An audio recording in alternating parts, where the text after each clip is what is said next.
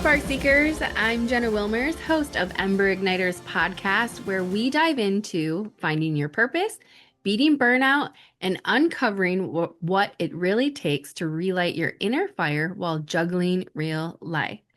Today's guest is an amazing man that I had the pleasure of meeting actually 2 years ago at the Global Leadership Summit. And it just so happened that he happened to be serving on the security team. And because I serve on the security team at my church, I decided to just walk up and introduce myself. And that is how we met. So please give a warm welcome to Steve. So, Steve, would love for you to start off by sharing a little bit of your story that you have shared with me throughout our time at GLS and kind of go from there.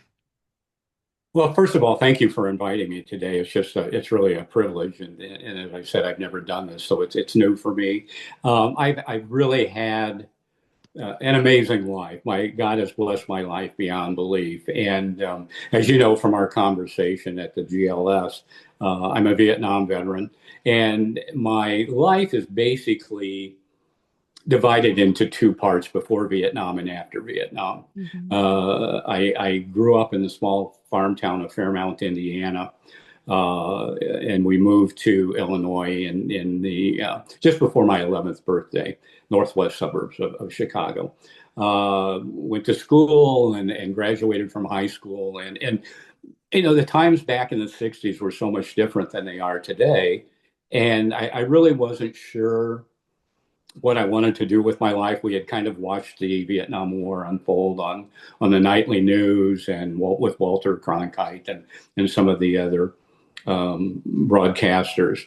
We weren't inundated with news 24/7 like people are today. Yeah. Everything today, whether it is breaking news or it's occurred a couple of days before, everything is breaking news today. And just watched that unfold. And after I graduated from high school, I hadn't set the academic world on fire, wasn't really sure what I wanted to do. And I decided at some point to enlist in the Marine Corps. I mentioned that I'm from a small farm town in Indiana. My grandmother lived in and still lived in, she actually moved into the house that I grew up in. Oh, cool. And so I would go down to Indiana during the summer and spend 2 or 3 weeks with her every year. Mm. And again, she and I were very close. She was a very religious woman, and just go down and spend time with my grandmother. And went down after I graduated from high school to spend some time with her. And at that point, I decided to enlist in the Marine Corps. And I hadn't shared anything with my parents. I wasn't really certain what I wanted to do.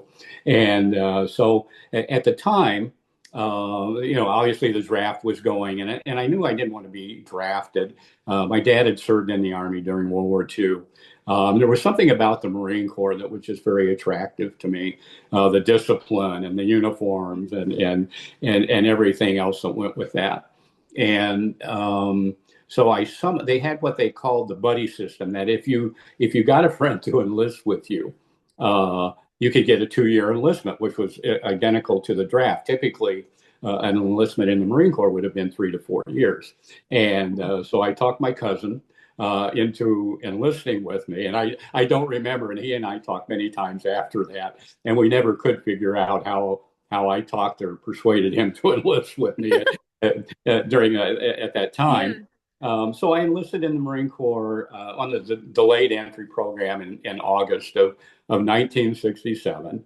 And I in Indiana, and even though we were living in Illinois, and I remember coming home, and obviously I was very apprehensive about telling my mom and dad about it, and Sure. came home and excuse me, broke the news to my mom and dad, and my dad has and always will be my hero. My dad was just an amazing man, an amazing Christian. Um, and I just said, I decided to enlist in the Marine Corps. And I really, at the time, I really felt it was my responsibility.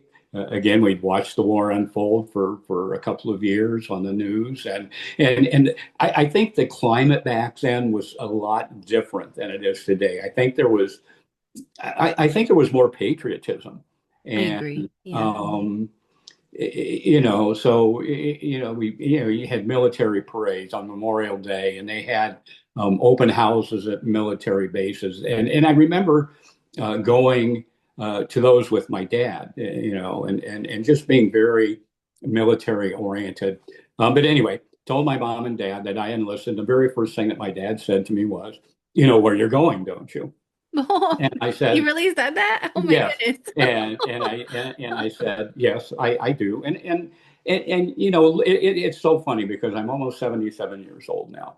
And I look at things so differently today than I did back then. Sure. And for me, it was an adventure. I was an 18-year-old kid who was going off to fight for his country and be a Marine.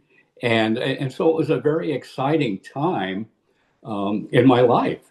And obviously, my parents didn't see it that way. And um, Right. having had our own son serve in the Marine Corps a number of years later, I kind of got that.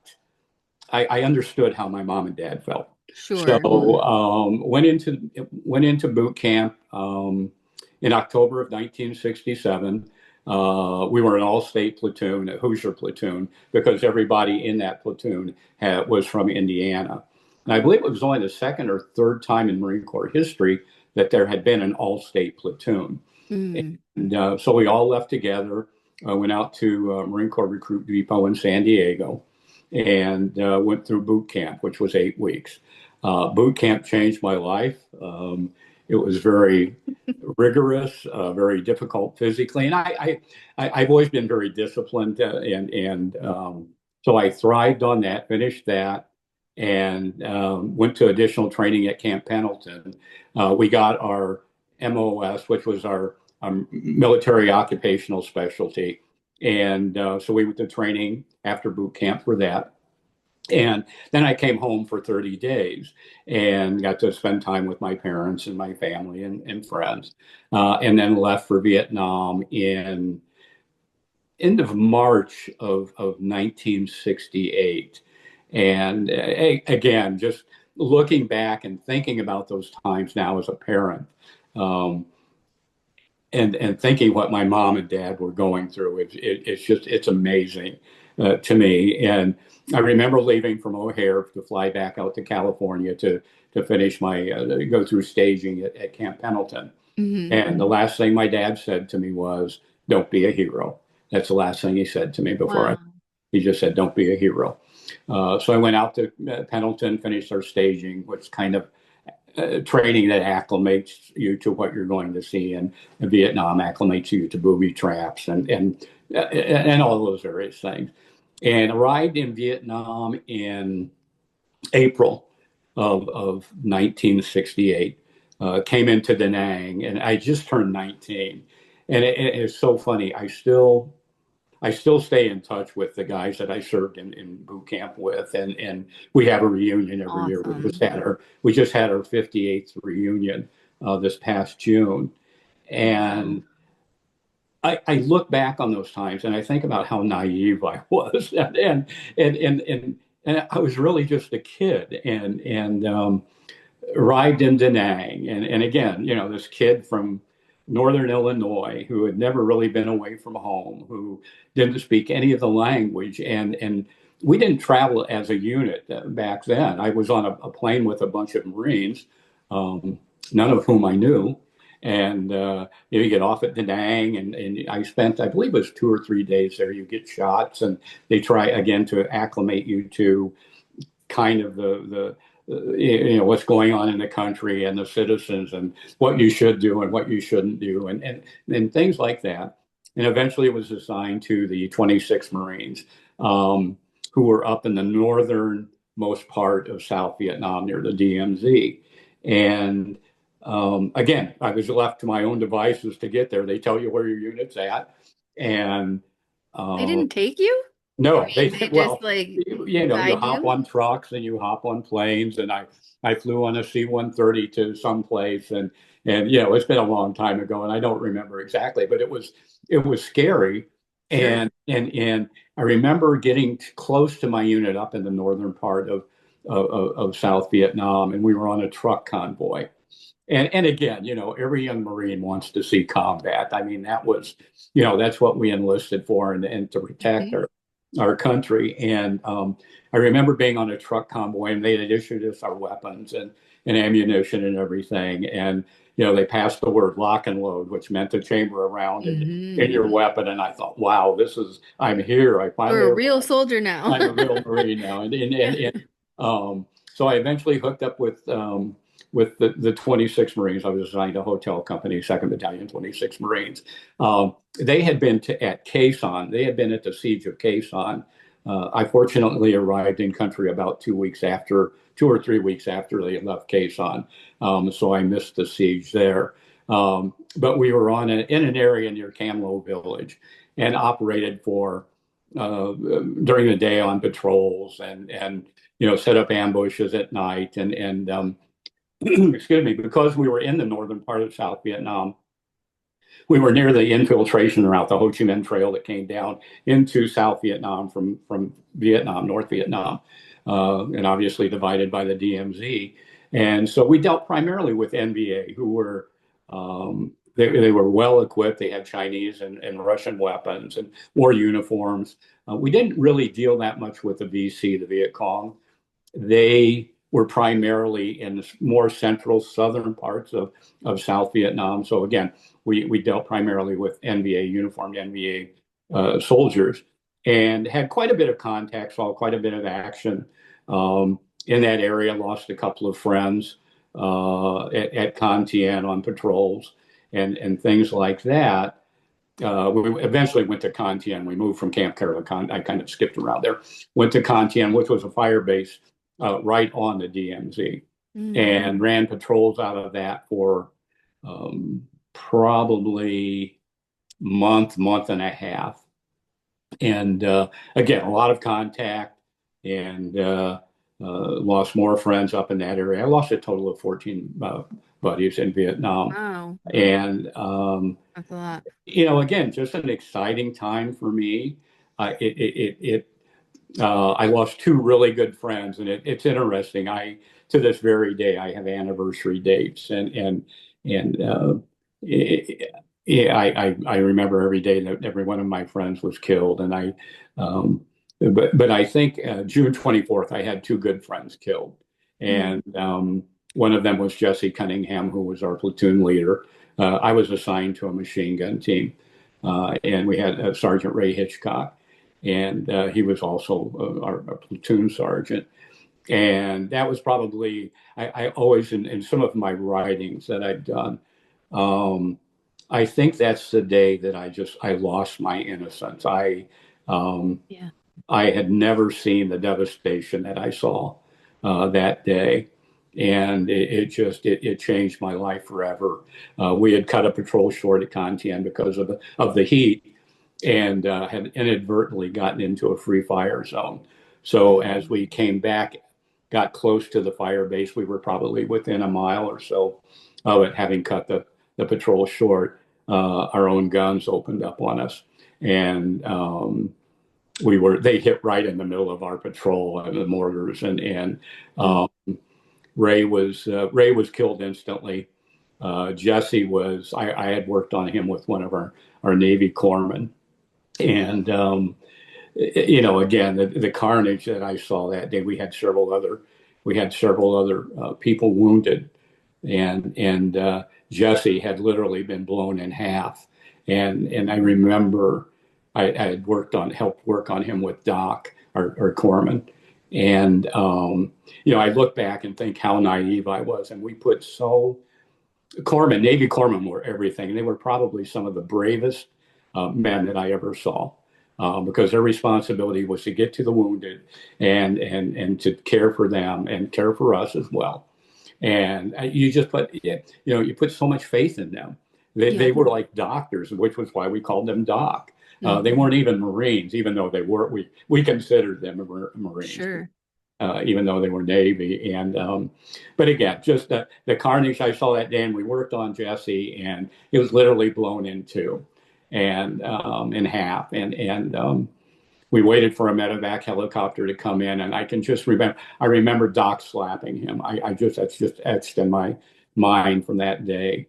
Doc just slapping his face and just saying, "Damn it, don't you die on me! Don't you die on me!" Yeah. Um, and we eventually got a medevac in, and as we were loading him onto the medevac, his intestines fell out, and we had to pick those up and put them on top of him. And for me, that was probably the most carnage I'd ever seen. I'd seen people Sure. shot, but I hadn't seen that type of carnage. And one of the defining moments when something happens to me, I like to refer to them as a defining moment, and that was certainly a defining moment in How my does life. your, let me interject here. How does your 19-year-old self at this point deal with that? I mean, because I mean, being in the military myself, like I know that a lot of the times they're just like, okay, I understand that this traumatic thing like just happened, but we have a mission that we still have to complete. And it doesn't matter what happened, Hmm. we still have to finish that. And then we'll deal with the Hmm. repercussions of that. Hmm. How did that affect you? And I think that's a very good question because I think the mind games that combat plays. Um, Combat is an adrenaline rush. And if you think about it, it's the ultimate adrenaline rush because Hmm. somebody's trying to kill you and you're trying to kill them. And Yeah. it doesn't get any more intense than that. And I think for me, and again, looking at it from a much different perspective now than I ever did as a 19-year-old. I found myself thinking, I never thought that I was going to die. I had guides. Really? I, Wow. I, I had friends that would say, I know I'm not going home. I know I'm going to die. Wow. And, but I never ever felt that way until later, and I'll elaborate on that. But, I found myself thinking it's terrible. It's so terrible. Obviously, you're losing a friend. But then I also found myself thinking, thank God it was them and not me. Yeah. So you had that, it created that dilemma. You know what I would think, why am I Hmm. thinking that way? What is wrong with me? Of course. Yeah. And so again, I see things so much differently today than I did back then. I was very naive back then. And again, I think having been in law enforcement and seeing a number of things that I think back and I was just so naive, Jesse being injured so severely and thinking that Doc was just somehow going to save him, Sure. because you put Yeah. that much emphasis and trust in them.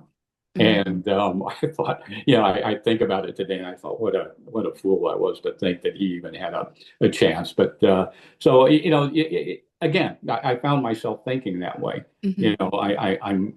It's terrible that they got killed, but boy, I'm glad it wasn't me. And Yeah.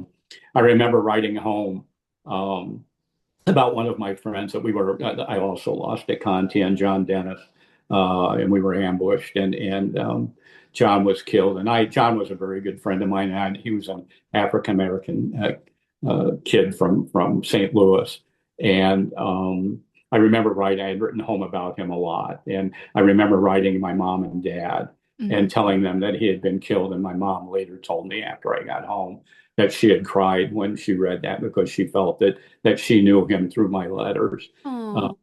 but again, so we spent some time at quite a bit of time at Contan.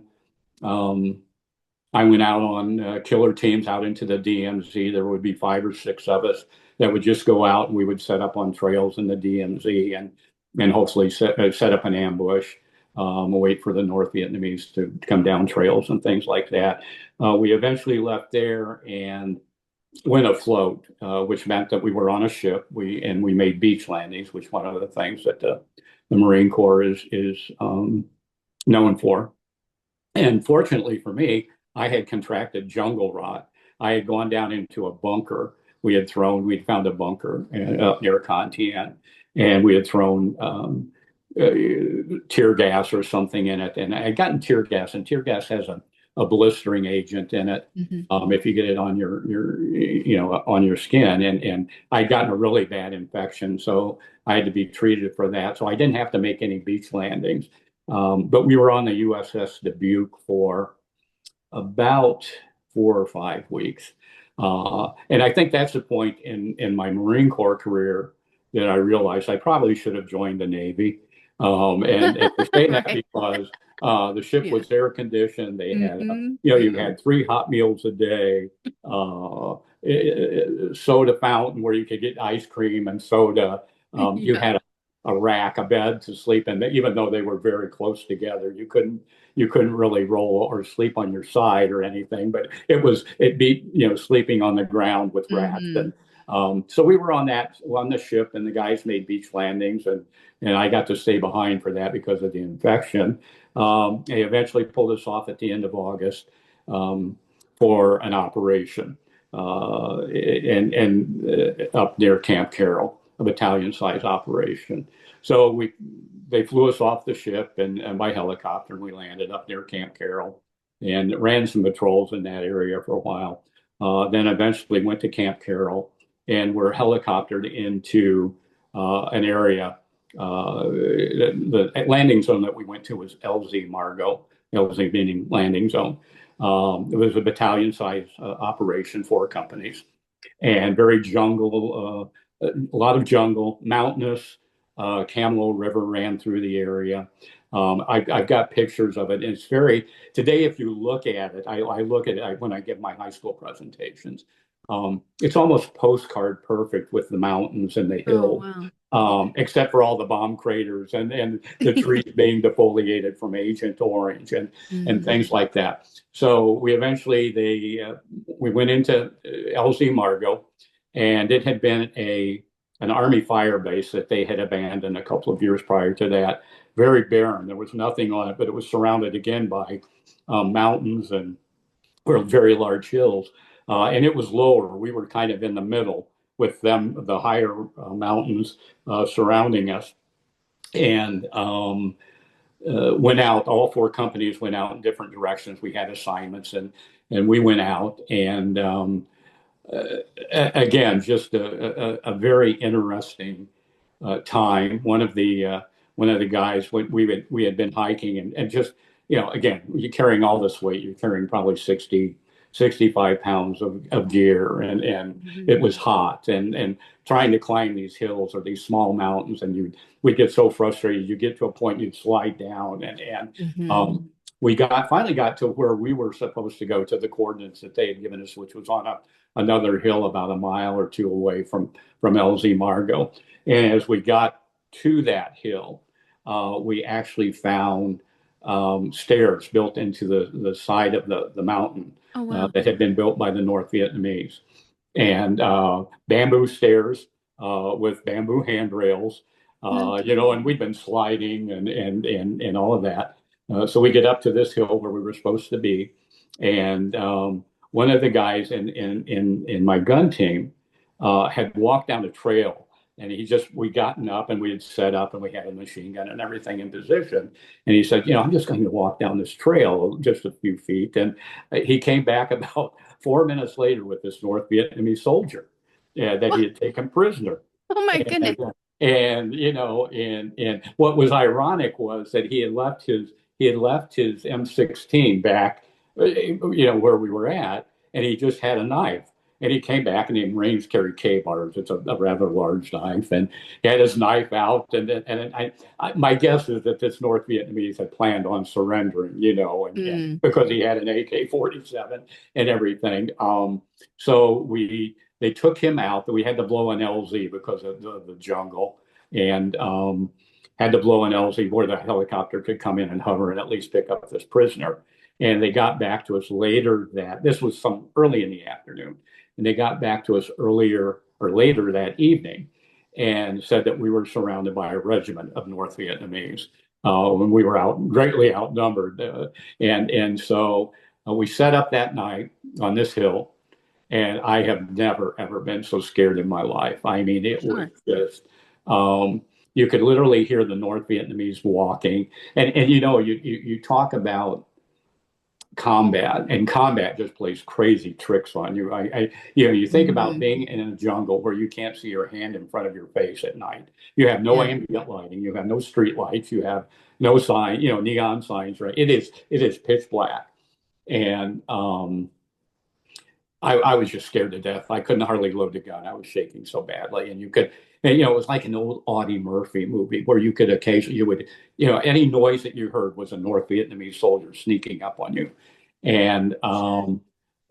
they had sent out an LP, a listening post. And typically what they would do when you set up, um, they would send a couple of Marines out, just depending on the terrain, uh, out in front of the lines, just to listen, be eyes and ears, and additional eyes and ears to pick up on movement out in front of your lines. And they had sent out these two Marines, not too far from our gun position. And they had only gone out. They hadn't gone out very far because the jungle was so dense and we couldn't see them. And they got out and they had a radio. And again, their responsibility was just if they saw something, saw movement or whatever, they could call it in, and then they could come back into our lines. And they went out and they got set up, and they were out maybe, I don't know, 15, 20 minutes. And all of a sudden you just heard pop, pop, pop, pop, pop. And the North Vietnamese Mm. had waited for him to get out there, set up. They had killed one of the Marines, and the other one came back, got back into our lines. But again, it was just you could hear them occasionally walking through the water.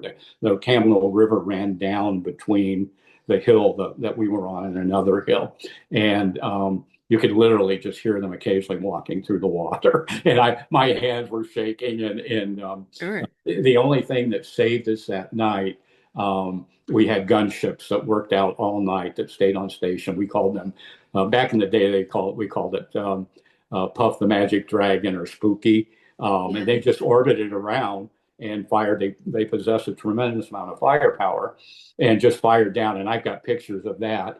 But I was never so happy to see the sun come up, Yeah. I the bet. morning of September 16th in my life. We retrieved the body of the Marine that had been killed, and we used we had blown the LZ for the prisoner that we had taken, and they hoisted him out. The Marine that had been killed, they hoisted him out. We then were to return back to LZ Margot, which again was maybe a mile and a half, 2 miles away. Just prior to us getting back into the landing zone, they arc lighted the area that we had been in previously because of the heavy concentration of North Vietnamese. And they bombed so close to us that they made us get down in case there was a stray bomb. Uh, Yeah. which isn't very comforting when you're on the ground, and I remember you couldn't hear the B-52s, you couldn't see them, you could see the contrails, and all of a sudden you would just hear this roar, and the Mhm. bombs would just start exploding. And again, they arc lighted the area we had been in, and we eventually worked our way back into LZ Margot. And I had mentioned defining moments in my life. And I didn't know it at that time, as I was about to have three defining moments on September 16th, Mhm. 1968. We get back into the LZ. We'd been without water for a day or two. We'd been licking leaves and drinking water from craters and things like that. And there happened to be a freshwater spring at one end of the landing zone, and it was very barren. It was just there was nothing on it. Jungle on the outskirts of it, but it was just a large open area that they could only get one helicopter in at a time. There was no place to land a helicopter because of the terrain, other than one at a time. So they had moved an entire battalion of Marines in one helicopter at a time. We're now back into the Wow. LZ, and all of a sudden we started getting mortar fire, and it wasn't that unusual because typically, the North Vietnamese would harass us. They'd pop off a couple of rounds, and just to let us know that they were there, and Still here. that, Yeah. that we're still here and we're watching you. And mortars make a very distinct sound when they're fired. They make a thumping noise, just a thump, thump, thump. And so you could hear them off in the distance. And so you would hear a thump, and I just thought, oh, they're just going to, play with us for a couple of minutes here, and that'll be it, and Yeah, be harass us, done. Yeah. be done. And because it had been a fire base, Army fire base before, they apparently had a lot of that LZ. The North Vietnamese had it zeroed in with mortars. They had the spring at the one end zeroed in. We had a number of Marines that had gone there because we'd been without water, and we had within just a couple of minutes had 4 or 5 Marines killed at the spring, and eventually it started getting, you start hearing instead of thump and maybe 30 or 40 second delay, it was just thump thump thump thump thump, and you get to a point where you listen to that, and for every one of those thumping noises there's going to be a round coming in. And I had moved up, and again there were valleys on the landing zone, and September 16th was the only time in my entire life that I just knew I was going to die. It's very difficult. They estimated that we received between 200 and 300 incoming mortar rounds Oh my goodness. that day, and during that or close to the end of that attack, they followed it up with a ground attack, and we're going to try to overrun the landing zone.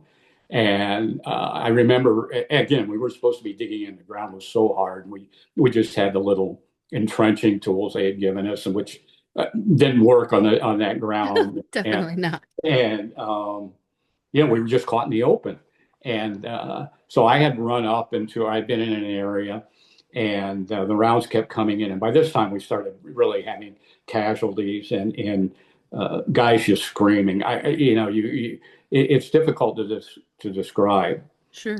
combat, the Mhm. noises, but just the blood curdling screams, guys begging for their mothers, rounds hitting, and you have just that whole kaleidoscope of small arms fire and explosions and screaming, and it was at that point that I knew I was going to die. And I remember there was a Marine that I was down in the valley, and I knew that they were going to they probably walked the mortars down in that little valley area. So I ran up a little bit, and there was a Marine that had dug a foxhole that was probably no more than 6 inches deep. And I said, get over, I'm getting in with you. Yeah. And by this time, like I said, it was rounds were hitting around us, and you could, off in the distance, you hear that thumping, thumping, thumping, and more's coming. And they would kind of go away, and they'd walk them to another area, the mortars, to another area of the LZ, but then they would come back. Mhm. And I just knew, as I said, I was going to die that day. And I had mentally said goodbye to my mom and dad, my brother and sisters, and thought, this is it, God. And I begged God for my life that day. And that is probably, that's defining moment number one on September 16th. Just begging God for my life, being 19 years old. And I use the analogy, it was like somebody having a loaded gun pointed at your head, Sure. and you're just waiting for them to pull the trigger. Hmm. And I don't remember what I promised that day, and I'm sure in my infinite 19-year-old wisdom, I Sure. probably promised to quit smoking and never look at a Mhm. Playboy and never drink and Yeah. all those things that my 19-year-old mind could conjure up. Hmm. And again, it was just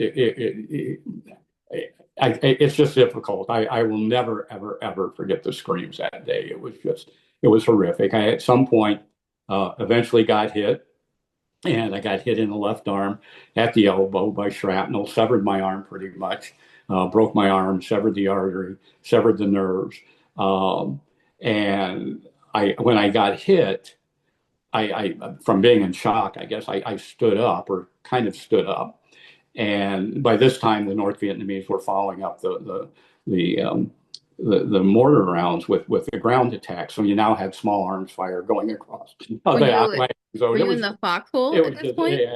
Pardon? Were you in the foxhole at this point? I Or was in that you're out? very shallow foxhole. Yeah, it really didn't offer. Obviously, if I got wounded, it didn't offer that much protection. But Still. so I stood up, and I remember looking at my arm, my left arm, and it was just my arm was just flopping, and blood was squirting out from the artery. And it's funny because you kind of do a quick self-evaluation and remember taking deep breaths and thinking, I don't think I'm hitting the lungs, or it's just kind of one Hmm. of those things. Well, I'm Yeah. breathing okay. I'm okay that way. Um, and the Marine that I was with um, reached up and pulled me down by the back of my flak jacket. And as he pulled me down, um, he said, "You're hit really bad," which is not what you want to hear when you've been. No, not at And all. so what I didn't know was I had been hit in the back, and I had a very large hole below my left shoulder blade from shrapnel as well. I'd been apparently hit from a couple of different directions, Hmm. and so again, I'm laying there and I'm just kind of breathing, and I'm thinking, okay, I can breathe. That's a good thing. Um, Hmm. and he took his belt off and put a tourniquet on my arm, and and again, looking back at it all these years later, and I think you talk about blessings, and I talk about blessings in my life, and I look back on those times, and in all that chaos, that day that the day that we got hit, we had 100 and some wounded, we had 30 some killed off just within a very short period of time, sheer utter chaos on the landing zone, and this Marine found a corpsman and got a corpsman to me within 2 minutes. Wow. And I, and it didn't seem like a big deal back then, because I thought, well, he's a corpsman, that's what he's here for. Looking back on it today, and in hindsight, Yeah. it was a miracle. Hmm. So he treated me. They moved all the most seriously. They triage you by the nature of your injuries, and I was obviously injured fairly badly. Um, and the mortar rounds kept coming in, and they would lift us off the ground from the explosion. And I remember laying there and just being lifted off the ground by these explosions. We had two Marines that were just about 10 feet away. They had taken a direct hit. They had been killed. They moved us to a large bomb crater on the near where they had landed, used for a landing zone, and they put us all in this bomb crater. And they couldn't get a medevac in because of the intense ground fire. So we laid there, and eventually got air support, which seemed like it took forever. Of course. And I just remember laying there and hearing these rounds crack over the bomb crater, and uh, eventually got the air support, as I said. And I was fortunate enough to get out on the first medevac. And they literally, when the helicopter came in, once they started, we got the air support. They stopped, pretty much stopped the mortars. We still got some sporadic small arms fire, but the mortars pretty much stopped at that point. And again, they just made strafing runs and things like that. Medevac came in, and they literally just threw us on the back of that helicopter. It was a Marines use a 46. It's a twin engine, very similar to the Army's version of the Chinook helicopter, Mhm. and threw us on. There were probably, I don't know, 25 or 30 Marines on that helicopter. I found out many years later that when that helicopter took off, it was so overloaded that they thought it was going to crash. Oh my And gosh. they ran, as it took off the side of this mountain, the pilot was able to use that going down to pick up airspeed and was able to not crash. But I didn't Wow. realize that, and so I'd have really been screaming at I know that at that Yeah. time. So, but that was defining moment number one. Defining moment number two was on the helicopter ride back to. They took us back to Quang Tri to the triage unit there, and again they had just thrown us onto this helicopter, very loud, very noisy. I remember them firing. We had two window gunners, one on either side of the helicopter, and they were firing their 50 caliber machine guns as we pulled out of the landing zone. And as I said, they had just thrown us into the back of this helicopter, blood everywhere. And there was a young Marine laying next to me, and he was just screaming. He was just screaming as loud as he could. He was in so much pain. And it was one of those times in my life where I knew, something terrible is about to happen, but you have no control over it. Yeah. And he was screaming so loudly that the door gunners could hear him. And we were towards the back of the helicopter. And he was just screaming, and he just kept saying, "Help me, help me, help me, help me." And I was laying right next to him. I'm laying eye to eye with him. And he's just, I'll never forget the look in his face, in his eyes. He just kept saying, screaming, "Help me, help me, help me." And obviously I couldn't help him. Sure. And so I reached out and I grabbed his hand, and I held it until he died. And he died on the way back on the helicopter flight, medevac flight. So defining moment number two on September 16th. Get back to Quang Tri, to the triage unit, and they get us all off. And I was in excruciating pain. I mean, Of course. they took us in, and guys were just screaming, and I was just in excruciating pain. And I'm sure I was screaming like everybody else. And I remember defining moment number three on the 16th was laying. They had taken us all off on stretchers and taken us into this triage area. And I'm laying on the floor on this stretcher. And I remember two men standing over me, two medics, or I don't know who they were. And I'm laying there and I'm looking up at them. And I can hear them. I can hear them. I can't respond to them, but I can hear them. And they're talking about my odds of survival because I'd lost some blood. And, I don't know if he's going to, blah, blah, blah, back and Yeah. forth. And, we need to get him into surgery. I don't know if he's going to make it, all this stuff. And I'm laying there and I'm thinking, I'm 19 years old. I can't die. I'm 19. I just kept thinking that I'm 19 years old. I can't die. I can't die. And took me into surgery right away. I woke up 8 days later at the 106th Army Hospital in Yokohama, Japan. Don't remember any of that. I thought I was still in Vietnam. And a young Army doctor walked up to me and just said, "The war is over for you. You're going home." And I was like, yes, and Yeah. I didn't really have a chance to think about my injury at that time. Sure. I was just happy to be going home, and spent a month there, had several surgeries, eventually flew back to Great Lakes Naval Hospital here in Northern Illinois for spent 5 months there, had more surgeries, and eventually got out of the Marine Corps in March of 1969.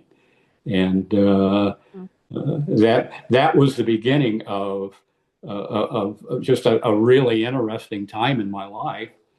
I knew I had been damaged or injured physically. What I Sure. didn't realize at that point was how psychologically damaged I had been. Hmm. Um, Came Well, home. to stop you there, at that point too, PTSD wasn't a thing. No, There no, wasn't any, I mean, like we didn't even know about it. And no, that's post-traumatic stress disorder for those who listening in who don't know what PTSD stands for. And that's actually kind of a newer thing that they're just now starting to recognize, yeah, unfortunately. And so a lot of the soldiers and people who saw combat in Vietnam were never treated for PTSD. no.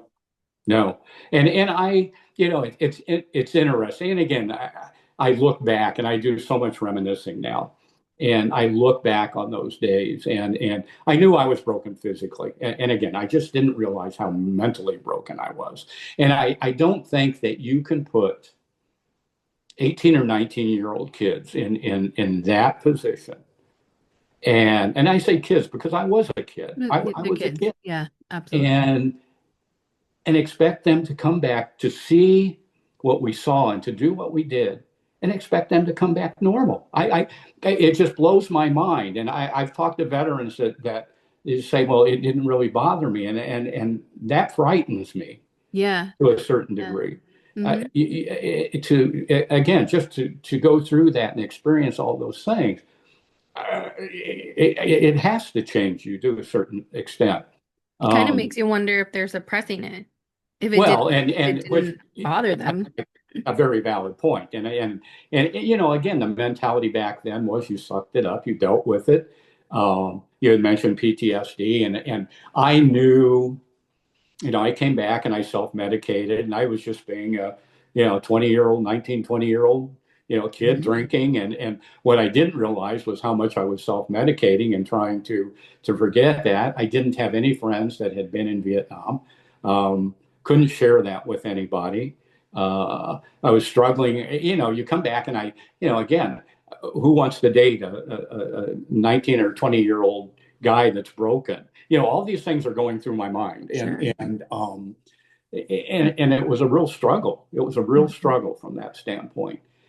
And um, you know, eventually got married, and my first wife and I had a little boy who passed away. Lived just a day or two and passed away. Shortly after that, she left me. I often say that my life is kind of like a country music song, except we No.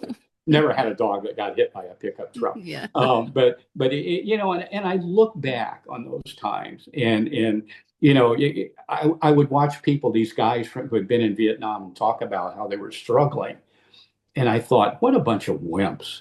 You know, suck it up and deal with it. And Hmm. that's how I felt. I thought, you know, you just deal with it and move on with your life.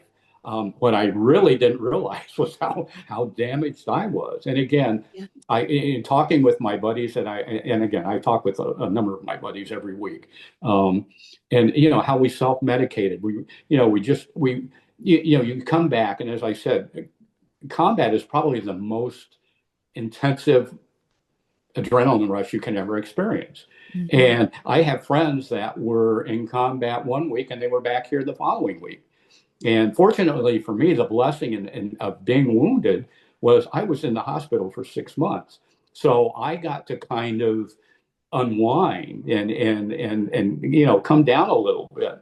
Yeah. But anyway, so that was an interesting experience.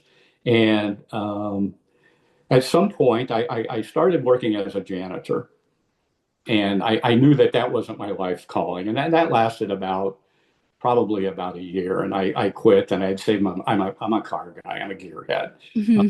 and always have been, still am.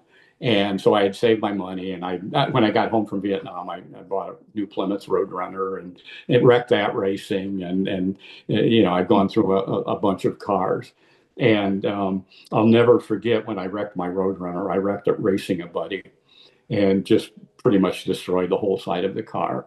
And the police had called my dad, and Oh no. brought me home. I got in a ride home from somebody. I don't remember. They had to tow my car. They actually towed it to the house. And I'll never, ever forget my dad standing in the driveway. And he was just ashen white. And he looked at me and he said, "You lived through Vietnam and you're going to kill yourself screwing around in a car." And and my dad never got really angry, but he just had that, you know, and just said it very matter of factly. Hmm. And so, you know, things progressed and I continued to self-medicate. At some point, I became a volunteer fireman. Um, you know, the fire department was just about a block from our house, and it was, you just, they would send out a code. You had a pager at home, and you would go and respond. And I got involved in that somehow. It got I was dispatching for the fire department. I got there first, and I would deal with the radio and things like that. At one point, the chief of police had heard me on the radio and said, "You know, we're looking for a dispatcher for the police department. You've got a really good, calm voice. Would you be interested in a job?" And I quit my job as a custodian, and so I thought, sure, that's, you know, it's, you know, a block from my house. It was in the same building as the fire department, and that's kind of how my law enforcement career evolved. And That's cool. you just got involved in that, and at some point, I decided I wanted to be a police officer. And I had taken a test, and I worked out quite a bit. You know, when I think I've always tried to make up for the loss of my partial loss of the use of my arm. So I've always felt that I had to be I've always felt that I had to be better than everybody else physically. I Hmm. just Yeah. and at some point I decided to test for the police department, and I passed everything. And again, I used to work out, and I was in pretty good shape. And the last phase of the testing for the police department was a hand squeeze. You had a was very much like the things that you squeeze, and Oh. Hmm. it measured your strength. There was a little needle on it, I think, and so I slid it across the table. There's a man sitting at a table, and you had to drag a dummy, which I had done, and all the things I passed running, and so that was the last phase. He just says, "Here, do the hand test, and you're done." And so I did it with my right hand and my right arm, and I said I can't do it with my left hand. I said and he just very matter of factly looked at me, and he just said, "You'll never be a cop. You're crippled," just Ooh, like that. wow. And that is probably another defining moment in my life where that's probably the most devastating thing that anybody ever said to me. Um, and I remember going back to my apartment and just crying. And I thought, what am I going to do with my life? Yeah. I still continue to work for the police department as a dispatcher. The next time that they had the test, they had dropped a hand squeeze. So I became a police officer. Eventually had a 37-year career in law enforcement and police officer of the year once, runner up once or twice, and just a great experience for me. Absolutely wonderful experience. Like so much support from the guys and gals, and I work with kids. I was the SRO, school resource officer. They called it the police counselor back in the days. It was Right. it was relatively new program back in the mid '70s, and I worked at the local high school for 6 years. Had an office there, wore civilian clothes, didn't wear the all the body armor and things that they wear today. The Hmm. last thing that you ever thought about in the '70s was Yeah. somebody bringing a weapon to school. Obviously, we had fights and things like that. Uh, but that was probably Well, the best time wasn't of my wasn't it at that time too though, like it was okay to drive with your shotgun in the back of your truck though? Because I Not remember so much that here in Illinois, but probably in some states, yeah. maybe in Texas, And, and but it was a different time, and Hmm. it was nice because I got to associate with teachers, and police officers tend when we tend to get together, we like to complain a lot about society and what's going on and this and that, and so it was just nice to be at the high school. I was asked to, after I served at the high school, I was asked to stand up in weddings from kids that Oh, were, got married. I still stay in touch with some of them. Some of them, one of them became a police officer. Um, and I still call them kids. Anybody younger than 76 is a kid to me. And sure. they're probably in their mid to late 60s now. I wasn't that much older than them back then. So again, it just my life has been so blessed. Going from that, I had been dating a woman, teacher at the high school, and she and I got very serious, and I'd asked her to marry me, and she said no. Oh, And really? My um, goodness. it was heartbreaking. It really Of was. course. And I had a good friend named Lauren in high school, who was the friend of a girl that I was dating. So Lauren was kind of the go-between between me and my girlfriend. And I'd call Lauren and say, "Well, what does so and so think of me and all this?" And so Mhm. she and I became friends, and I dated her a couple of times, but it just didn't work out. And so for my 21st birthday in 1969, Lauren came to my birthday party. And again, I'm looking back on all this, and I know all this in my mind, and I'm thinking about one blessing after another in my life. Yeah. And there was a very popular song, and I don't know if I'd shared this with you at the Global Leadership Summit, but there was a very popular song by Diana Ross and the Supremes back then. "Someday We'll Be Together." Oh, And so Lauren comes to my 21st birthday, and obviously there was a great deal of alcohol involved. But she had given me a lighter. I had smoked at the time, and she had given me a cigarette lighter that said, "Someday we'll be together oh again." my goodness. And she was seeing somebody. She eventually got married. I don't think I saw Lauren for probably 5 years after that. Stayed in touch with her parents. She had really cool parents, and I would kind of stay in touch with them. But I'm driving home, 1975, and in my apartment complex in the town that I worked in and lived in, and who do I see in the parking lot? But Lauren in her car. She had this very distinct, she had this old beater Camaro we affectionately called Brownie, or it was affectionately called Brownie, but I love ugly car, it. very ugly car. And I see this brown Camaro in the parking lot, and it's Lauren. And so I said, hi, how you? I haven't seen you in a long time. What have you been up to? And she said, oh, I just got divorced. And I said, really? I was heartbroken. No. And Yeah, yeah.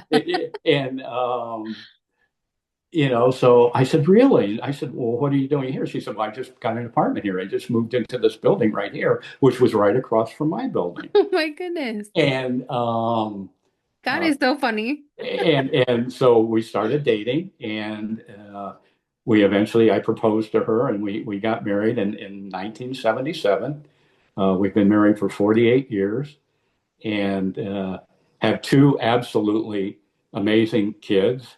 And just again, I just my life has been so blessed. It's been so blessed, and three amazing grandchildren.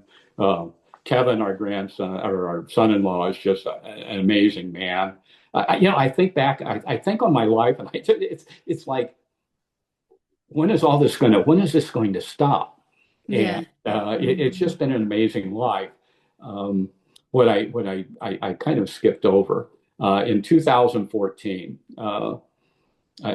Throughout my life, when things would happen or go wrong, I would occasionally hear this little voice that would say, "You promised. You promised." And Mm, again, I grew up in a religious home. My dad was religious. I think I resented religion because it was kind of crammed down my throat. yeah. When I got home from Vietnam, my dad made me go to church. My dad helped found a church and started it and helped build it, actually build it. And so when I got home, every Sunday he'd come in and wake me up. As long as you're under my roof, you're going to church, and Hmm. that mentality back then. And I resented it. I really did. My grandmother, I loved her dearly, but she was just, we had to do Bible study every morning when I would spend time with her, and then she would pray. And I can remember just sitting there and thinking, "Come on, Grandma, I just want to be out with my buddies." Yeah. And but again, I reflect back on that, and as much as I disliked it, it was also a foundation for me to build on.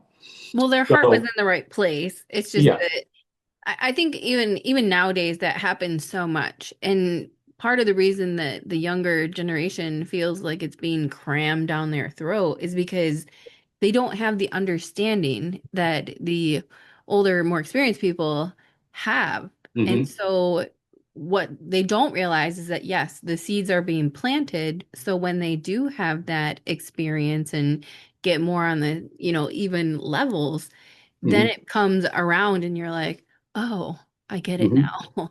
Hmm. But it's amazing, and like I said, for years, I would, as a police officer, we changed shifts every month. We didn't raise our children, religiously, or we never went to church.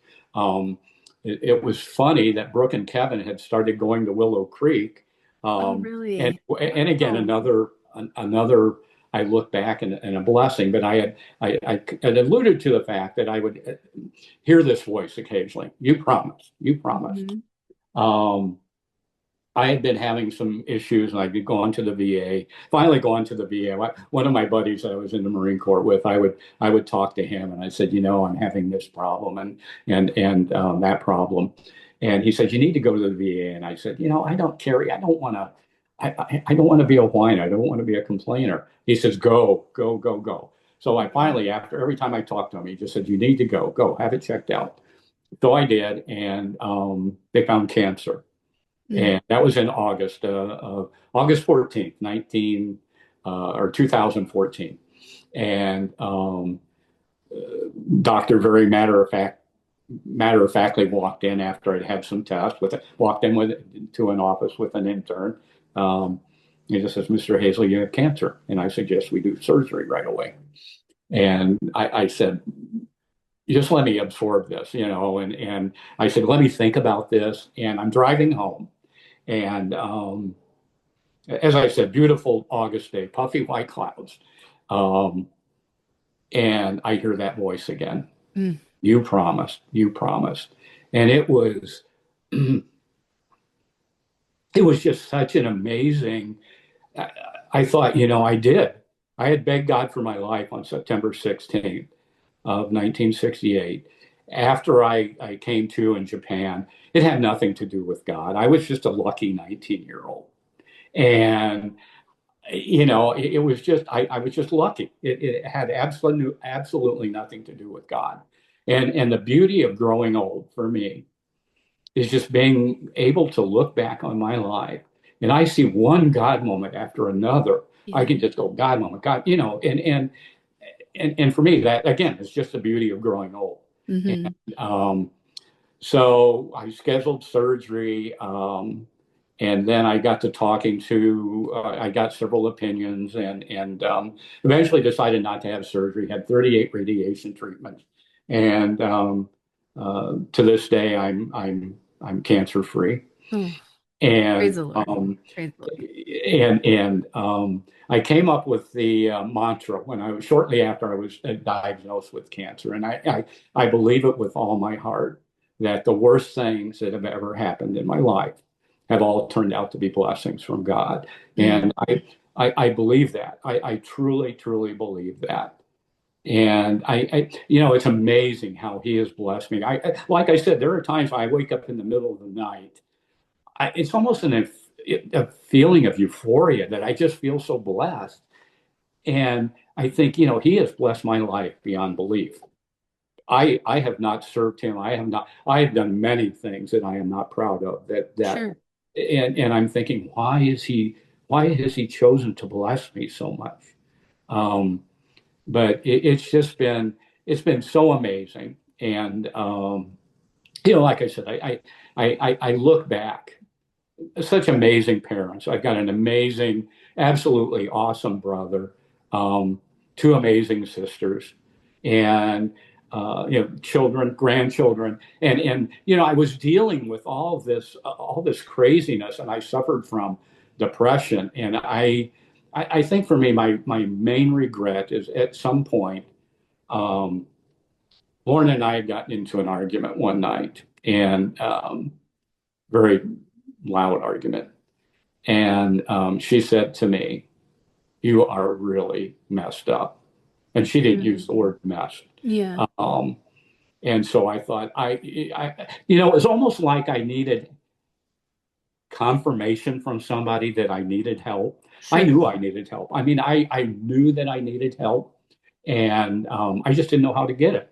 Well, it I was hits a Marine. differently. It totally hits differently when it comes from someone else too. And yeah, and it, when you're a Marine and you're a cop and you're someone that people depend upon, and Hmm. then to go and ask for help, the first time I went to the VA to meet a therapist. I sat out in the parking lot and I just thought, I don't know if I can do this.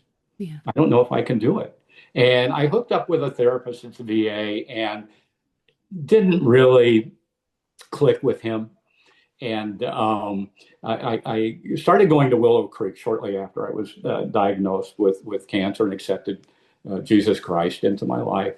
And that's probably the biggest transformation in my life. God is just 360 with my life. Mm. It's amazing, absolutely amazing. I was asked at Willow to sponsor a Marine who was in the recovery program. Mm. And I thought, how can I sponsor and help somebody when I can't, I'm struggling myself. I can't, how Sure. can I help somebody else when I'm Yeah. having trouble helping myself in Mhm. dealing with all these issues? And for some reason, God prompted me, and it was just I thought, I need to get out of my comfort zone. And I thought, okay, I'll do it. He's a Marine. I'll do it. And, we became close friends. And he had invited me. He was going to a group therapy session of Vietnam veterans and Iraq veterans and Afghanistan veterans. So he said he was going one Tuesday evening. And I said, I'll go with you. I said, just to see what it's like. I'm just more or less showing support. And went to the meeting and met the therapist, Dr. Phil, not the famous I Dr. was gonna say, yeah. Oh, less famous, but Vietnam veteran, amazing, amazing man, highly decorated. I think he's Bronze Star, Silver Star. He and I just clicked. I mean, he is just, he had been there. He had walked the walk. He could talk the talk. The therapist at the VA had never been in combat or been in the Mhm. military. Yeah. Um, and so I started going to these group sessions with my the guy I was sponsoring. Eventually got into individual therapy with Dr. Phil. And that has just, oh my gosh. If anybody here watching or listening is thinking about, therapy, do it. I use the expression with kids. It's okay not to be okay. Yes. Um, the best thing that I ever, ever, ever did was admit that I needed help, and not only admit it, but to ask for it, to seek it. And everybody needs help. We all need help at some point in our life. And I saw Dr. Phil for probably 4 years. And as I said, that man has just transformed my life. Mhm. Uh, and God, I obviously can't leave Yeah, God of out. course. And it's just been amazing. And I finally quit going to therapy last year. And he said, "Are you sure you want to do this?" And I said, "Absolutely." I said, think of me as a high school student, Dr. Phil. I completed high school and I'm moving on. I'm graduating. And, there's not a day or time that goes by that I don't think about something about Vietnam. Um, I just process it differently. Yeah. I deal with it differently. I've got a dear friend, Kevin, that was in the group that he and I talk. We have some amazing talks about Vietnam, about God. It's impacted my life. It's impacted his life. Um, it's just been such an amazing experience. And again, I am blessed beyond belief. I can't even I can't find words to express how blessed my life has been. And I just hope that I get to continue for a little while longer, and that God has more plans for me. Um, Interesting, I talked about my dad being my hero. My dad passed away, and I've always found this very interesting. My dad passed away on September 16th, No.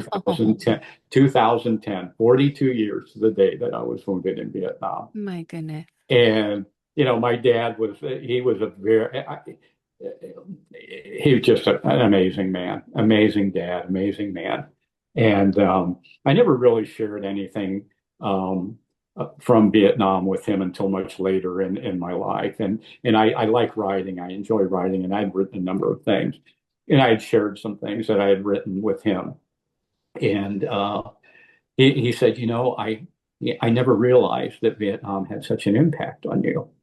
And I'm thinking, how could it have not had that? And Yeah. I don't think that he just understood. But I look back again as a parent, our son being in the Marine Corps, he was in the Marine Corps, and what I put them through, my parents through. I have an article that was written in the Chicago American newspaper on September 17th. I've got it here, that my dad cut out of the newspaper. My dad always followed our unit. We had a large National Geographic map of Vietnam in our basement. And if anybody older is listening or watching, you may remember those maps in National Geographic magazines. And my dad got up on the morning of September 17th and opens the Chicago American. And there's an article, large article in there about how the 26 Marines had taken heavy casualties the day before. And my dad later told me um, that when he read that article, he just knew that I'd either been killed or wounded. He said, I just knew it.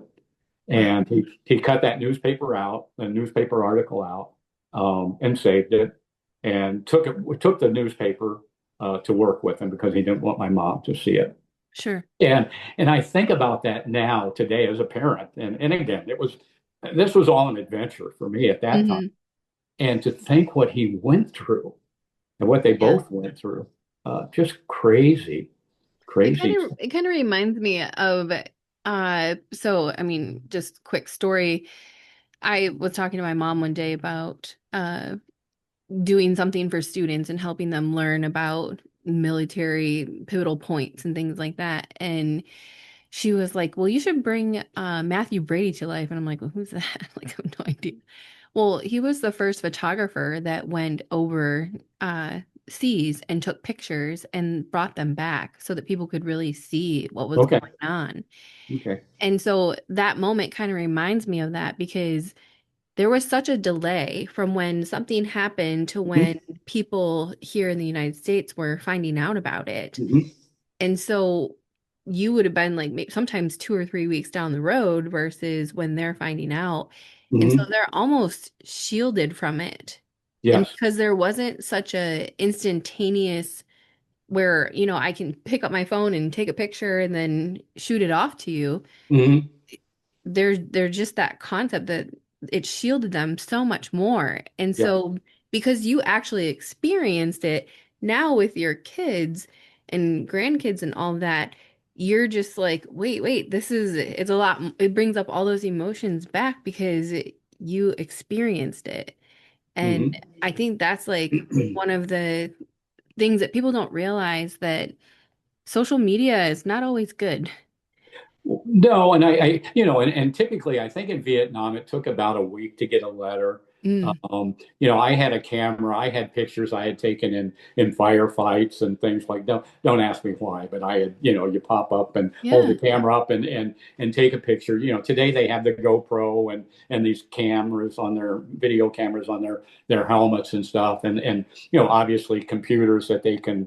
They go out and they come back from a patrol and they can text their family or Hmm. see their family and talk with them.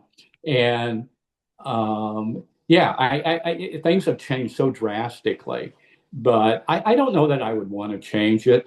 I've got the last letter that I sent home to my mom and dad, and it was on a C ration box top. And it was Mm. written on August 31st, 1968. It was written a little over 2 weeks before I was wounded, and we were out in the jungle, and we had gotten resupplied, and a helicopter came in, and occasionally somebody would get out of the helicopter, crew chief or somebody, and come around with a bag. Does anybody have any mail? And so I ripped the top off of the C ration box top, and it's about the size of maybe a little larger than it's a beef steak and potatoes. I have it in this folder next to me. Just quickly scribbled a message. We're on an operation. I'll get in touch with you when I can, or write again. And just threw it in the bag and put their address on it and threw it in the bag, and it And they sent it got home. home. Oh my goodness. And what was so Oh, cool, our mailman at the time knew that I was in Vietnam, and whenever he would always stop by my mom and dad's house first if there was a letter, so they didn't have to wait, until. oh, that's so cool. So again, just so many cool stories, so many blessings. Um, I, like I said, God is it just transformed my life. He really, really has. And I've had he's put such amazing people in my life. I mean, Mm, I met you 2 years ago at the Global Leadership Summit, and here we are, we're doing a podcast. And mhm. it's just, I always say he's put some amazing and some not so amazing people in my life. Yeah. But I've learned from each and every one of them. Hmm. And they had my wife and daughter and had a surprise birthday party for me when I turned 70. And I've got the guys. I'm on the security team at Willow. And I've got my car buddies, and my car buddies can be a little crude at times. Sure. And we had this party at a restaurant, and we're having wine and all these things, and and some of my buddies were dropping an F-bomb here and there, and the people from church were there. And I said to our daughter, Brooke, the next day, I said, I was kind of embarrassed, because, they were, and she said, Dad, why are you embarrassed? She said, God put those people in your life for a reason. You should never be embarrassed of who your friends are. And I thought, wow, Mhm. that's pretty wise from somebody I raised. And she certainly didn't get it from me. She probably Bet got you it she from did. Lauren, but and you couple that with the fact that Brooke and Kevin, I mentioned Willow, and they had started going there, and that's when I started going. After that's when I accepted Jesus Christ into my life, and I was baptized shortly after that, and Oh, and awesome. I look at that, and it's just so amazing, so amazing. So how did going to Willow? So for those of you who don't know, Willow Creek Church is in Barrington, Illinois, and that is where the Global Leadership Summit is held, and has been for a number of years, from Yes, what I yes, understand. yes. And so Steve just happens to serve on the security team there. So tell us about how that happened, where because you don't just dive into that. No, and I think my law enforcement background, I actually started with the high school youth program. I was a youth Oh. leader with the high school kids, and I did that for a number of years. Like I just, there's something awesome about kids. I think Mhm. I've learned so much. I really have. I've learned so much from them. And as I said, I think as adults we tend um, to ignore, their ideas and thoughts sometimes. And I'm just amazed at them. And so I did that for a long time. And then I thought, I'm dealing with 14, 15, 16-year-old kids. Maybe I just need to, I'm kind of getting crotchety at times and things like that. Yeah. So Yeah. I had approached the leader of the security team at the time and just said, and do you need anybody else? And he said, absolutely. And they do an interview and background check, and obviously the law enforcement background um, help. And we have an absolutely amazing bunch of people on our team, You do. men and women, just Mhm. law enforcement, retired law enforcement, non-law enforcement. Just yeah, I go to church every Sunday just to be with those people. The Yeah. benefit of being with God and everything is there as well. But we're just such a close-knit group. We have such an awesome group of people. And we don't always agree on things, but they love God, and Yeah. and and um, it's just it brightens my day. Sunday is the best day of the week for me. Oh, that's Um, awesome. my small group, I'm in a small group with several of the guys from the security team. So we meet every Sunday morning at 7 a.m. Before church starts. And but just Willow is there's another branch of Willow in Lincolnshire, which isn't too far, Lincolnshire, Illinois, which is not too far from where I live. Um, and Willow is about 22 miles from where I live. Okay. And so I could go to the other church and be there in 5 minutes. But Willow is my home. Willow and Mhm. South Barrington is my home. It's amazing. It's just the friends I've made there, the people I've met. Um, like I said, God has just transformed my life so Sure. much. How big is the Willow campus? I mean, It's for huge. It's like a college right. campus. It It feels like it for sure. it's overwhelming at times. It's because it's so big. Hmm. And but we do so much. You've got the care center with where they people can come and get food and clothing, and they've got the cars program where people that don't have transportation can get a car. And they refurbish cars. People donate cars, and they refurbish them. And Willow has just done so much nationally and internationally. Hmm. It's just amazing when you think about all the things that that they have accomplished, and they've had some ups and downs, Of admittedly, course. Yeah. and but the Global Leadership Summit, just it's so amazing to see seven plus thousand people Yeah. there from all over the world. I mean, not just the United States, but all over the world. And I think about, again, wouldn't have met you Yeah. and just so many wonderful people that I've met over the years that I still stay in touch with because of that. Well, I have to say the operations of the facility are just impeccable. I've gone to other conferences such as John Maxwell's International Maxwell Conference. They call it Hmm. IMC in Florida. And when I went to that after, going to others, I was totally blown away at just how immaculate every single detail was thought out. Hmm. Then when I went to the Global Leadership Summit, because you can attend it at a site Hmm. local to you, or South Barrington is actually where the broadcast happens. And so I decided, okay, well, let's go there to actually watch it. And it was exactly like IMC, where every detail is thought out. You have direction for us. Everybody is so nice and warm and welcoming.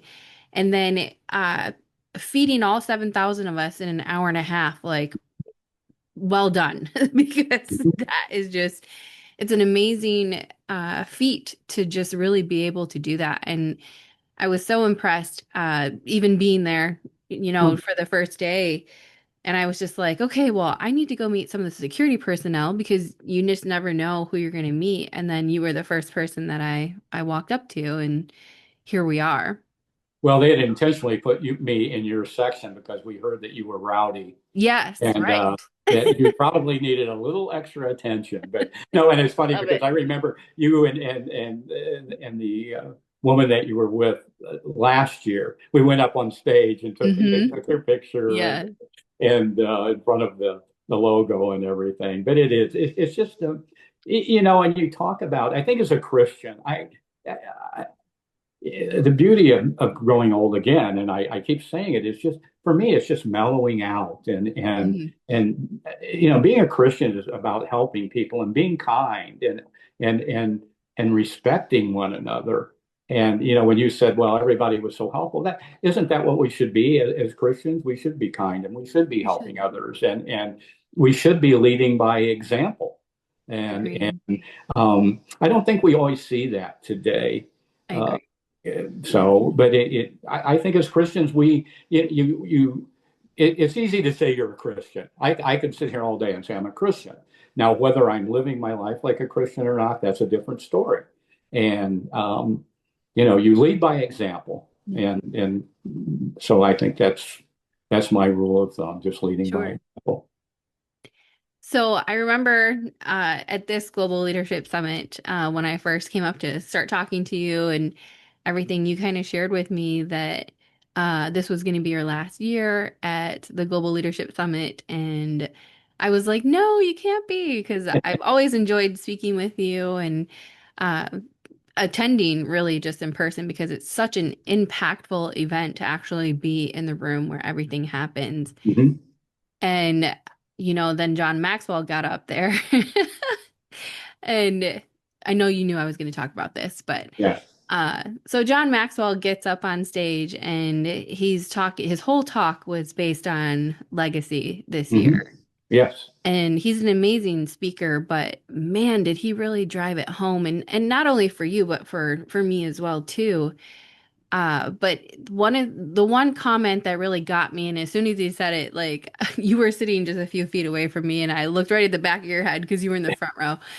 And he said, many, many people have asked him when he was going to retire. Hmm. And he said, well, if I retire, what am I going to do? You want me to just sit here and do nothing? Hmm. Like, what kind of retirement is that? Hmm. And so I knew when we had spoken, you were like, well, I've got grandkids and things to do and all that stuff. But for whatever reason, during that moment, it was like you were just laid on my heart to look right at you. And so I did. And later on it was come to find out of you have more to give. So Mhm. tell us about how that impacted you and what you're doing now. Well, I agree with John Maxwell. Is just such an amazing speaker, and I admire him so much. And I have to admit that when in the Global Leadership Summit, for those that are on the volunteers in general, we had to be there at 6 o'clock in the morning and didn't get out. I didn't get home until after 5. On Hmm. both days, or on Thursday, Friday, I got home a little bit earlier.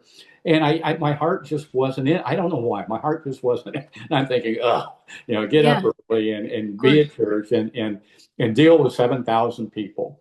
And Hmm. I got there, and it started, seeing people and smiling faces and seeing how excited they were started to, started to have an impact on me. Sure. And then just to hear Craig and all the other speakers and how I mean, they just have such amazing speakers, and for those of you who are listening and watching, yeah, I'm sure many of you or all of you have amazing stories, and I would encourage you to share those stories. Hmm. Um, Same. it's just we all have stories, and I really, to be honest with you, I don't think my story is very special. I really don't. And I'm not saying that just to sound, I just, I did what I did and what happened happened. And, God has transformed my life. That is a special part of my life. But listening to John, and it's funny because I was moved by John too. And I can remember sitting there and I thought, I thought about writing a book. I've always wanted to write a book on my life. And I just don't know whether or not I have the wherewithal to do that. And I have a good friend that I was in the Marine Corps with, and that went to boot camp with. And he flew Marine One for President Reagan and President Carter, Mm. the helicopter. Yeah. And he wrote a book. He wrote memoirs, and he sent them to me several years ago. And I said, Jack, you need to write a book. You're a part of American history. Um, it's got a picture. The book's got a picture of he and President Reagan on the cover. He's Jackson, the helicopter in Marine One, and President Reagan is speaking to him. And I said, you're an amazing part of American history. Well, he finally published this book, and an amazing book. But I've always wanted to do something like that, and I get to the point in my life where I don't know what to do. I don't know if I have the wherewithal. But John just kind of sparked me that day, Mm. and I'm thinking he's a little bit older than I am, and I thought, if he can do it, I can do it. And then you, coupled with contacting me in the following week and just saying you were thinking about me. Hmm. If you think it's anything but a God moment, I don't know how you could think anything other than the fact that it was a God moment, Yeah. and that you thought that and I felt that, and yeah. But it was just, again, I will be back next year, the good Lord willing, and Yes. um, but it was. Great news. Yeah, but it was just, again, just meeting you and all the others. It's just been uh, it's so amazing. There are times when I have, seriously, I have awakened in the middle of the night, and I mentioned this earlier, with this feeling of euphoria that I am just so blessed, and that God that His goodness is just so overwhelming. It's just, I can't describe it. Other than it's just this overwhelming feeling of joy. And I'm not perfect by any stretch of the imagination. You can ask my lovely wife about that and my kids. And but he continues to bless me. And I just, I struggle with why. There are times when I struggle with why. Why am I so deserving of this love and this grace, um, when I have not always been a good person?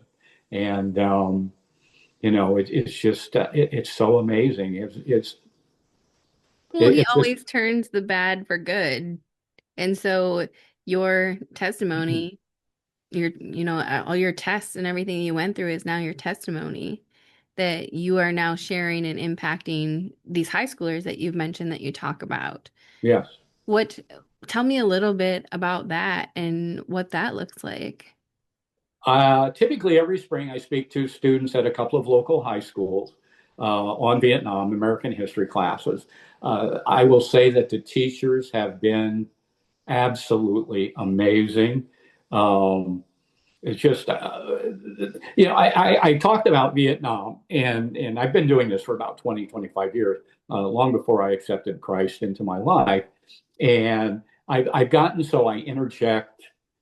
I start talking about how God has impacted my life more and more the last few years. And it's funny because I said to the teacher, and I'm speaking at public school, so I know Hmm. I'm walking a fine line, Sure. Yeah. and so I said to the teacher, Stacy's her name, a couple of years ago, I said, Stacy, God has transformed my life. I've got to include that in my presentation. And I said, if I ever step over the line, just tell me. And she says, have at it. What are they going to do? Fire you? And Right. Yeah. I do it for free. And she said, what are they going to do? Fire you? Hmm. And she is such an amazing lady. And the teachers have been so supportive. The kids have been so supportive. And I've had a couple of stories. The year before last, spoke to classes in the spring, late spring, and the kids were wearing flower leis. And I thought they were seniors, and I thought it was part of maybe something for, part of senior graduation or whatever. They did that as something special. And two girls came up to me after my presentation, and I just said, what are the flowers for? Is it part of the senior graduation thing or, Yeah. special day? And they said, no, it's in honor of one of our friends that committed suicide last week. And Mm-hmm. they said, um, I wish, he would have been here to hear your presentation. Because I've started talking about my own struggles, and I never talked about them until the last couple of years. And Mm-hmm. I use that phrase, and it's kind of a cliche. It's okay not to be okay. The only thing that is not okay is not to seek help Yeah. when you're struggling. Yeah. And the kids always send me letters and thank you letters, and some of them are 2 pages long. And Really. and I had gotten a letter this past summer or spring from what Stacy's class, and she said they read them beforehand to make sure everything is okay. And she said, you are going to get a letter from a student that will blow you away. And got the letter, and it was from a boy. And he said, Mr. Haisly, I just want you to know that I wasn't going to listen to you. I didn't want to come to class today. You were Mm-hmm. just another old man that was talking. And he said, but for some reason, I decided to come. And he said he'd been uh, contemplating killing himself. And he said, I had been thinking about killing myself. And he said, because of your presentation, he said, I'm going to seek help. And Oh my it goodness. was just amazing. Um, Absolutely. and I thought, and Lauren, my wife, she's read some of the letters, and you know, and she's probably kind of fed up with Vietnam because she's dealt with the negative side of it and put up with my depression and ups and downs. And she read the letters and she said, "Do you realize what these kids are getting from you?" Yeah. And when I was seeing Dr. Phil, I get a whole envelope full of them, probably 40 or 50, 60 of them. And I had taken them to my therapy session with Dr. Phil. And I said, when you get a chance, I said, when you get a chance, would you just read these and see what you think? And he says, no. He looked at me and he says, I'm not going to read those. And I said, Why? I said, oh, okay. And he says, you're going to sit down and you're going to read every one of them to me today. And he says, I want you to realize the impact that you're having on these young people's lives. And Oh I my sat down goodness. and read the letters to him, and we both cried. Hmm. Um, and he says, yeah, it's difficult. If I'm honest, it's difficult for me to think that I have a special story. It really is. I'm not a hero. I haven't done anything special. I'm just an average guy from an average family that loved his country and happened to serve his country by joining the Marine Corps. Um, I I- think that's the perception of veterans, though. And I say that, as a veteran, right? Because we get thanked all the time for the job, thank you. And to us, because of how we were trained and what we went through and all of that, it was just us showing up to do our job. right. And so that's why we feel like our story is not necessarily a harrowing thing or Mhm. a big deal because for us, that was our 9 to 5. It Yeah. wasn't 9 to 5, but you know what Yeah. I mean? Right. Exactly. And so I really think that's a perception of veterans more so than anything, unfortunately, because what people go through, especially your story, I mean, But thousands especially upon at the thousands of other age, people have gone through yes. it, and Hmm. I've been introduced as a hero, and I am not a hero. Trust me, I am not a hero. The men and women whose names are on the wall in Washington D.C. that have died for this country, they're the true heroes. I mean, I'm like I said, I got wounded. Okay, I got wounded. I was doing, like as you said, my job, Yeah. but it's just been the experience for me. And the kids will ask me, do I have any regrets um, about my service? And I do. And my one regret is that I never told my friends that were killed what they meant to me. Uh, Mm, and as a 19-year-old Marine, you don't walk up to another Marine and say, "I love you, buddy," or "I love yeah. you, man." Yeah. And it is so funny. And that was the one lesson that I learned. Whenever I talk to any of my Marine Corps buddies today, I will never ever let that happen to someone that means something to me, Yeah. that they don't know what they mean to me or how I feel about them. And to the last person, when we talked to one yesterday, Kevin, my friend Kevin, we always say, "Love you, man." And Hmm. and that's important to me. Um, I've been blessed to be contacted by family members of men that I was with when they were killed. I've become good friends with Jesse Cunningham, with his high school friends. Talked to a couple of them every month. He was from Searcy, Arkansas. They just finally got a street named after him in Oh. Searcy, Arkansas. So it has opened up this avenue of friendships throughout the country. John Dennis, who was a friend that was killed in May 31st up near Contian. Uh, yeah, I post on the wall of faces of Vietnam Veterans Memorial Fund, vvmf.org, and I've posted a lot of things about the guys, remembrances. Hmm. And I had gotten an email, in 2017 from a woman. And she said, "I am the daughter of John Dennis. Would you please tell me about my dad?" Oh. And the really tragic part of it was John didn't know that he had a daughter. Oh my John was gosh. killed on May 31st, as I said. He was buried on June 14th, which was his 20th birthday. Katrina, his daughter, was born a week later. And Oh my God. so she never got to meet her dad. And she said, "Tell me about my dad."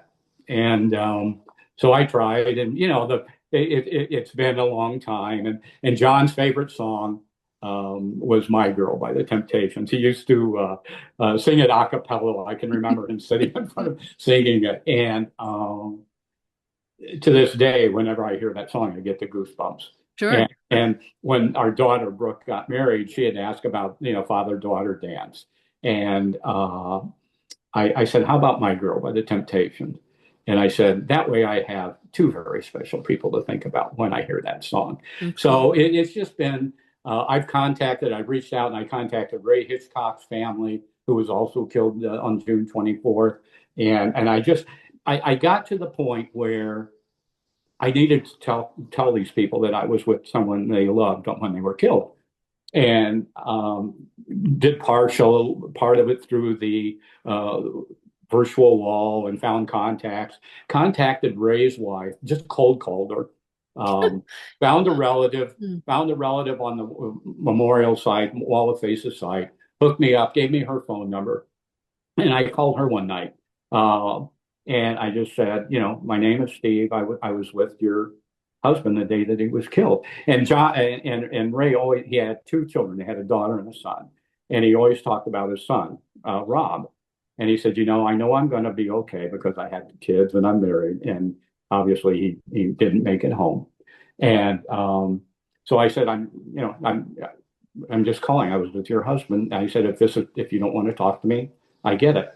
And the very first words out of her mouth were, "Oh my God," she said, "did he suffer?" The very Mm. first words, "Oh my God, did he suffer?" And I said, "No," and he was killed instantly.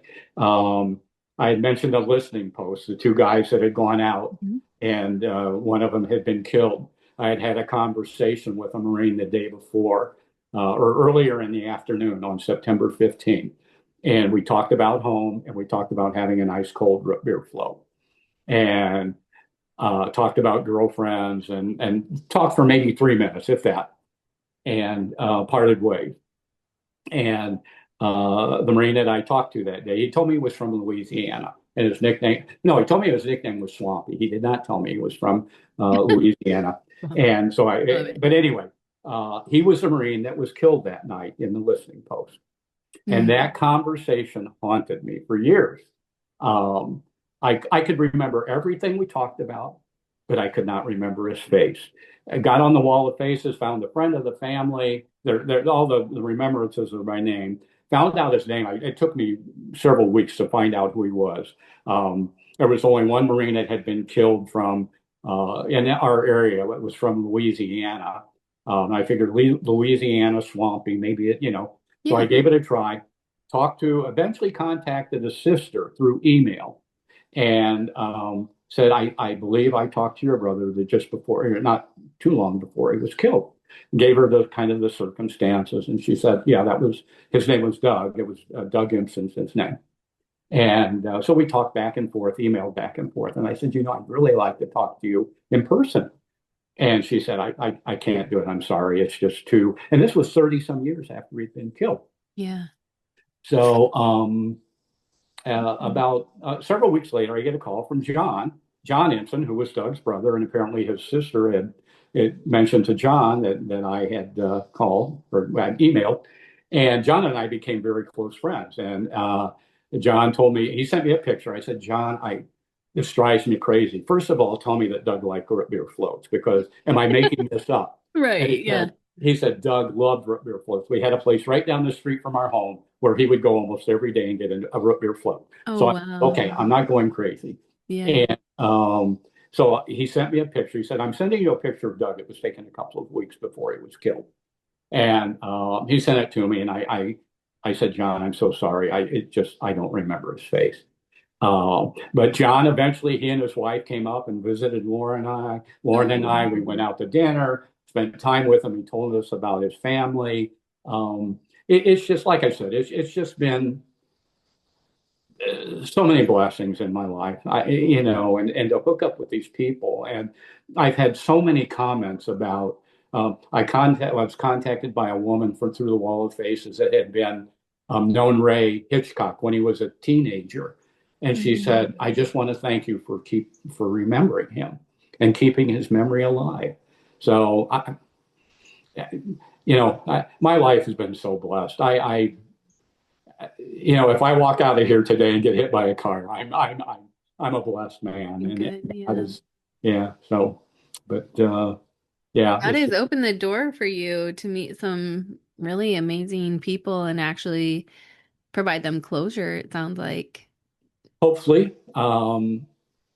again, I think it's more for me closure, Yeah. and some of the things that I've seen and done. I was a guest speaker. We had our 50th reunion of LZ Margot in Detroit in 2017, Mm. 2018, and I was a guest speaker. General Lynch and myself and a couple of others were speakers at the reunion. And I walked into that room at the conference room at the hotel in Detroit and seeing all those guys. There were probably 100, 150 guys there from Elsie Margo. And I felt it was like I was 19 again. It was just the Mhm. most amazing feeling. It was like I hadn't left them. It had been 50 years. I hadn't seen or talked to any of them. And it was just it was the best 3 days of my life, one of the best 3 days of my life, That's cool. just being able to do that and have an article published in Leatherneck magazine and about my story and things like that. But I'm blessed.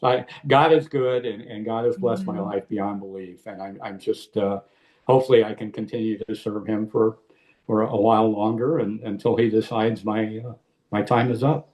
Yeah. Oh, well, thank you so much for sharing your story and the impact that you have had in your life with me, but also with those who are listening. I've truly enjoyed getting to know you over the past couple years. I'm very excited that it's not your last year at GLS. You will see me if as I said, the good Lord willing, Yeah, and uh, yeah, it has just been an amazing journey. I hear you. I hear you. Well, that's all for today. We're gonna call it a wrap there. Thank you so much for coming on and again, like I said, sharing your story with us and helping people be able to go out and, set their own world on fire, knowing that there is more to give, no matter what your age is, Yes, and no yes, matter what trials that you go through. Because I think all too often in life, we think the trials define us, and then we wrap our identities in that, and then we forget that no, there's always something more that the Lord has for you. And you never know what doors he's going to open for you in that. no, you don't. And again, thank you for giving me the opportunity, and thank those who are listening. And I just really appreciate it. And again, what an amazing opportunity to just be able to share my story. And thank you for that. Yeah, no problem. All right, everybody. Well, as I said, that's all.